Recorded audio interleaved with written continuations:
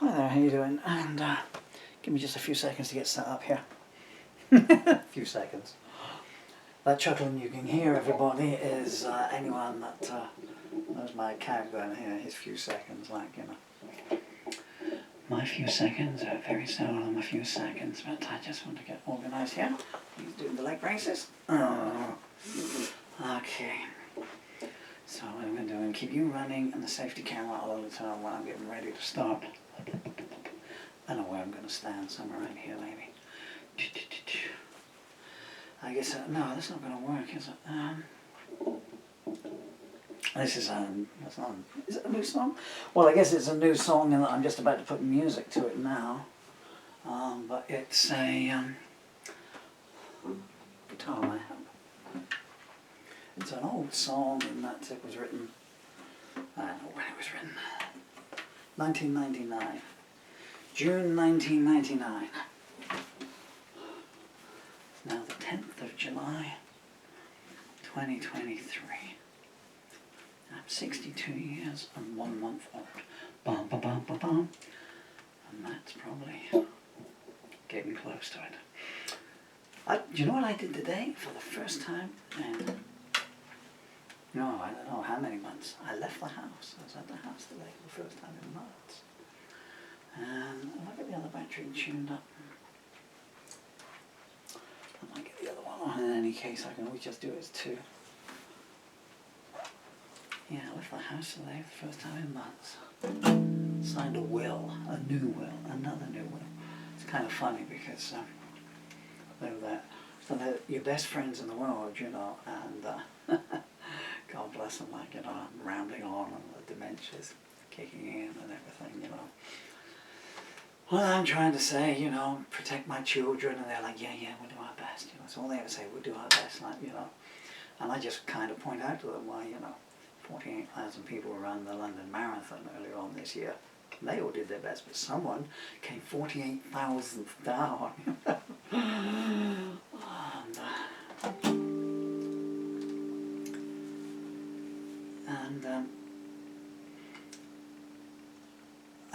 And so I was trying to do the signature because my fingers couldn't do the pen and everything, and they were like standing over me like, oh, yes, you got to do it, you know.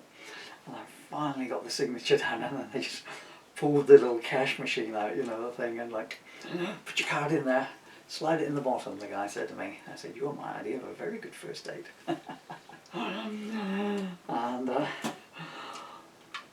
And then payments cleared, right, get out. You know, take your wheelchair, pick up thine bed and walk, you know, and out. Anyway, done all I can. Sorry about all these rabbitings and stuff. I know that a lot of people don't like them, but anyway. You know, I was thinking just a few minutes ago when I was setting up.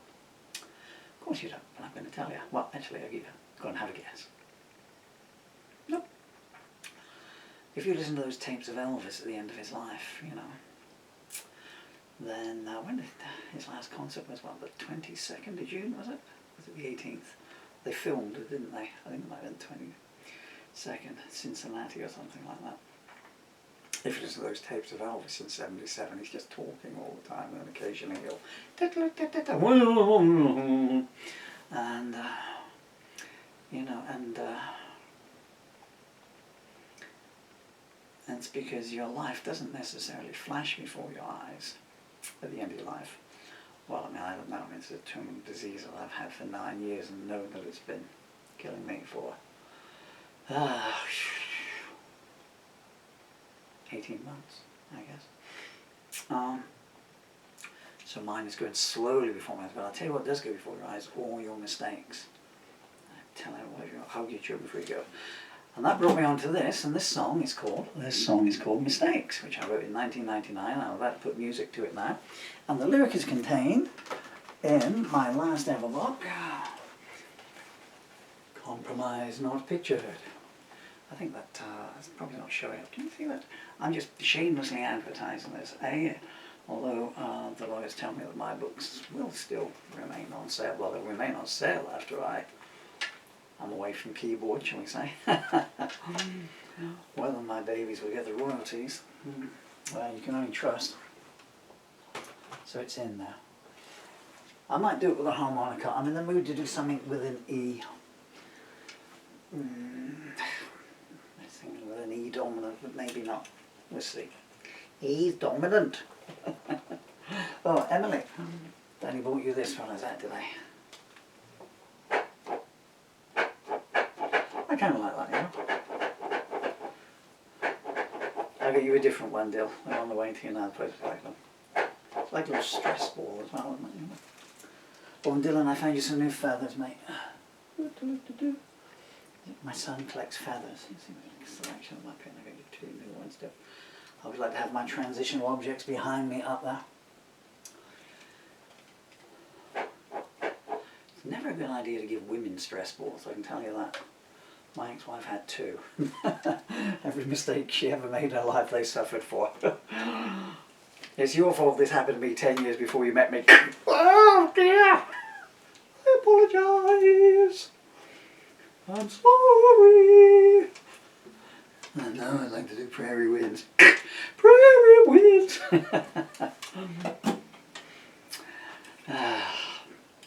Actually, speaking of, I'd say it's my last book. Carla, I was going to say Carmen then. It's an opera, isn't it? And, oh, they're also mechanics. Carmen. Oh, come on, it was fast. You try to be funny when you got dementia and motor neuron disease. Carmen, yes, it is true. You've sussed me out. Carmen sent me an email yesterday, so my YouTube and said, "Yo, there's this book. Is this you?" And yes, that is me. And it is true. I write books under other names other than Paul Murphy. And I think the one rather like me has had its day. I'm not going to tell you what that name is, but yes, Carmen, that book was written by me. And it's funny.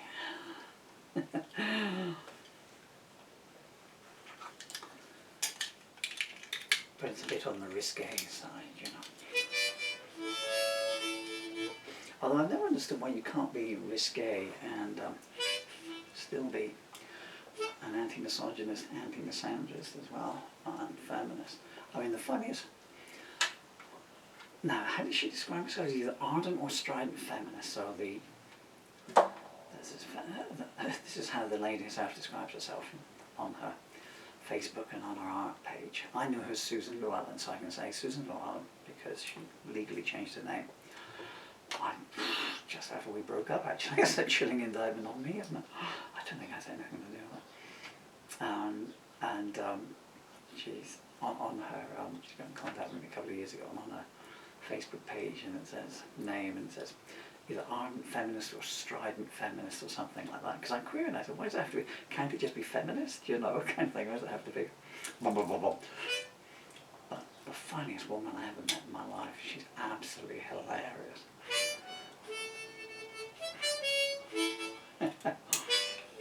I'm sorry, I'm just thinking about things that she said that I can't possibly repeat, but they were so funny.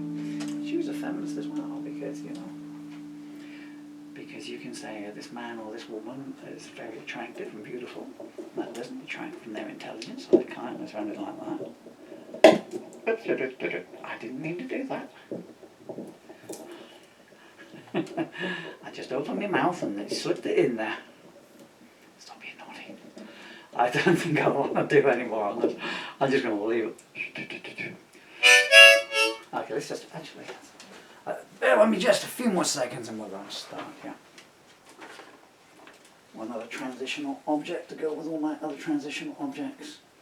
The very first picture of my son. He is he's 10 weeks there. So how long's a pregnancy? Is it 40 weeks, 90 weeks? It's a long gestation period, isn't it? I've been pregnant for a day now. That's enough. I'm bored with this. So this is called Mistakes. I better put some glasses on. I wrote this really tiny. Goodness me. And the lyrics all around there. I don't know if I'm going to be able to read the lyrics here.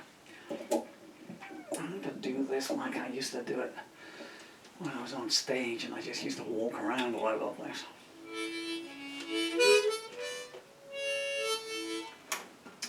My darling beautiful boy there. I trying to work out pregnancy. 9 times 4 is 9, 8, 27, 36. So call it 40. He's 10 weeks old there. So he's minus 30 weeks old there. It took us ages. It really did take a long time for us to fall pregnant. The joke I used to do in my stand-up act was, it took us 2 years. We just couldn't get pregnant no matter what. 2 years we were going at it. In the end, my wife just said to me, "Dirty bastard, do it the proper way." But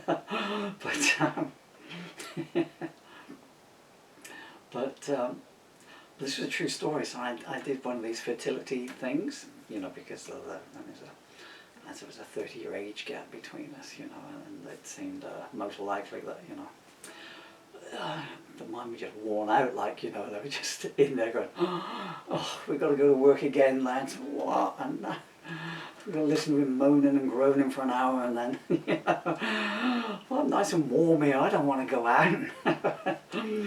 We're going to be taking the tube again tonight, lads. And where was I going with this? And I thought you went into the clinic and did this stuff, but they actually sent us. So we went in and did some kind of blood test or something like that, and they gave me the cup and everything. I had to come home, and then I had to get. Then the appointment was, come in next Tuesday at 10 a.m. and bring your specimen with you. So I was driving, and I had called in the post office on the way through, and I was thinking at the time, this is a true story. I thought, do you know, say I had a heart attack now. You know, and they would be, you know, going through his pockets, you know, is he on any medication or anything? Well, yeah, it seems so, but cup of sperm, never leave home without one, lad. You never know when you're going to need one. Okay, let's try and do mistakes. I don't need to try and do mistakes. I've been doing mistakes all my life. I might just keep that over there. And if it picks up my vocals, so be it, and I'll just wander around. I'm in the mood to do this in A, and very slowly in A. Oh, hey there, mate. That was me in 88. Alright, what about my beautiful son Dylan now?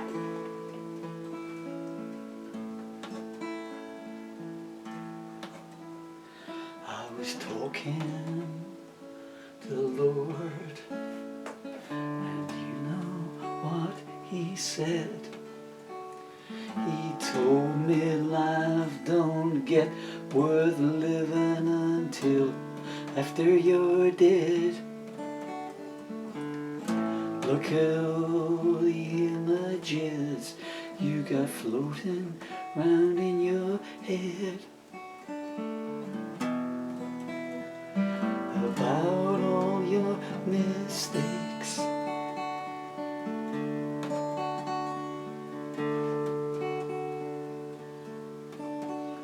I was deep in reflection, I was steeped in invective. Your memory is your friend when it's confined and selective. But the tidal wave is rolling in with a whole new perspective.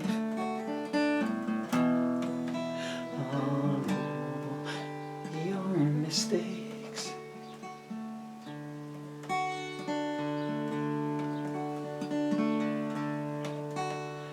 I crawled out of the ghetto with a new attitude to the gates of contentment, but I didn't like to intrude. I was my own conspiracy, so I'm starting to conclude, seeing all my mistakes.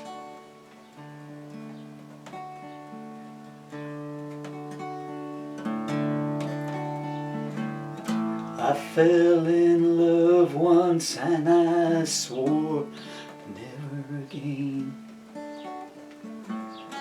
Left me with a sorrow that I'm still trying to contain. Now the good times are all gone, and the only things that remain are all my mistakes.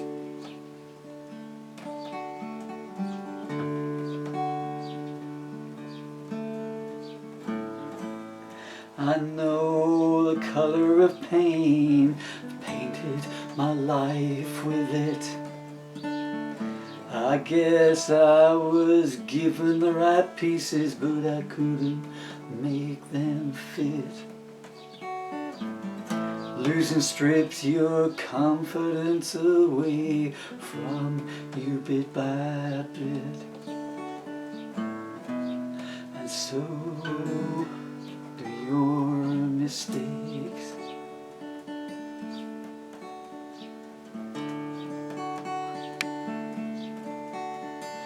Wrote a song of need to the wife of another man. She said, don't come around no more, you're getting out of hand. I cried, I can't help who I care for, don't you understand? She sighed, it's your mistake.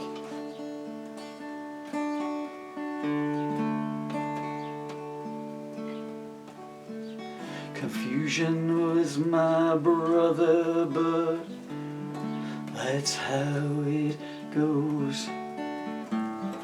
You can lay down in resignation, or you can roll with the blows.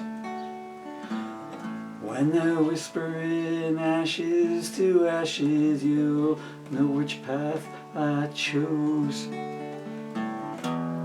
You'll see all my mistakes.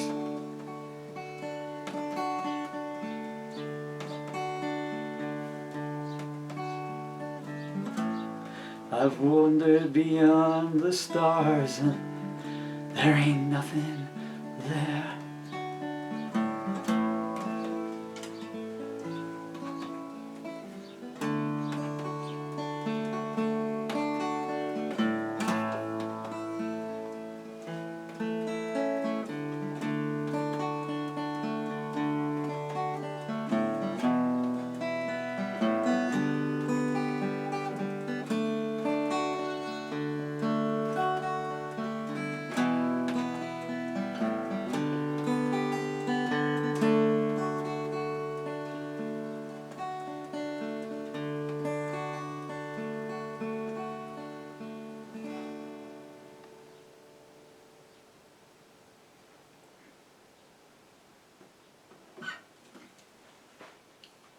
The writing's just too tiny, that's not even a third of it. I'm afraid, but I just can't read the writing. With no mounted glasses, because my eye muscles are gone, they don't refocus. So I am sorry about that. So, I should write another verse. One of my mistakes is writing too small, because you never know, 24 years later you might get motor neuron disease. Anyway, dear friends, so now you know how mistakes go, so at least if you buy the book, then you can hear the music as you read the words to it. I think I'm going to just do a blast out cover version of something. I don't know what yet. No, just getting near time to hang the plectrum up, you know? Peace and love to you. I'll try and walk through this minefield now. I can't find the remote control for the camera, which would be so much easier. But I have to stagger through here because I'm blind, you know. You know, I know. Anyway, take care of yourselves.